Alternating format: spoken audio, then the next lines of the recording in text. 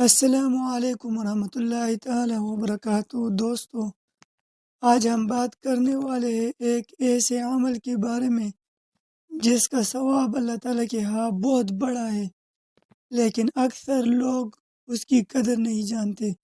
جی ہاں، ہم بات کر رہے قرض دینے کا ثواب۔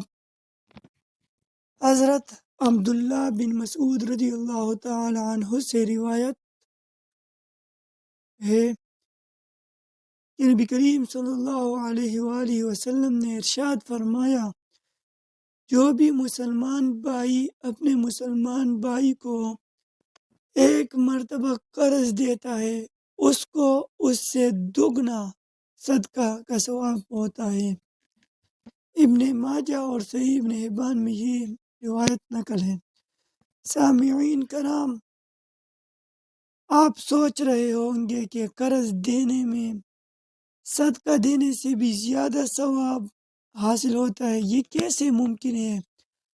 قرض کی رقم ایک محدود وقت کے لیے دی جاتی ہے، اس کے بعد واپس لی جاتی ہے اور صدقہ واپس نہیں لیا جاتا۔ تو یاد رکھیے، صدقہ اگرچہ غریب انسان کو دیا جاتا ہے، لیکن یہ ضروری نہیں ہوتا کہ اسے اس کو فوری ضرورت ہو اور اس کی فوری ضرورت پوری کی جا رہی ہو، جبکہ قرض امیر و غریب سب لیتے ہیں۔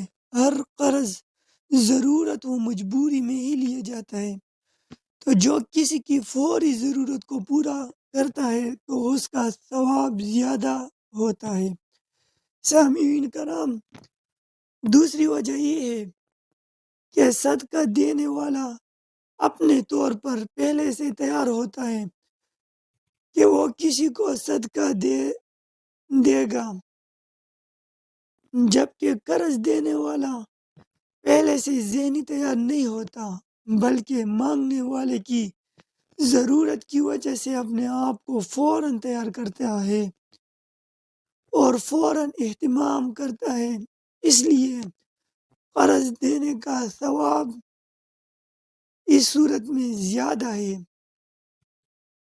اور ایک روایت میں ہے، حضرت انس بن مالک رضی اللہ تعالیٰ عنہ سے روایت ہے کہ نبی کریم صلی اللہ علیہ وسلم نے معراج کی رات جب جنت کے دروازے پر لکھا ہوا دیکھا کہ صدقے میں 10 گنا اور قرض میں 18 گنا ثواب ہے۔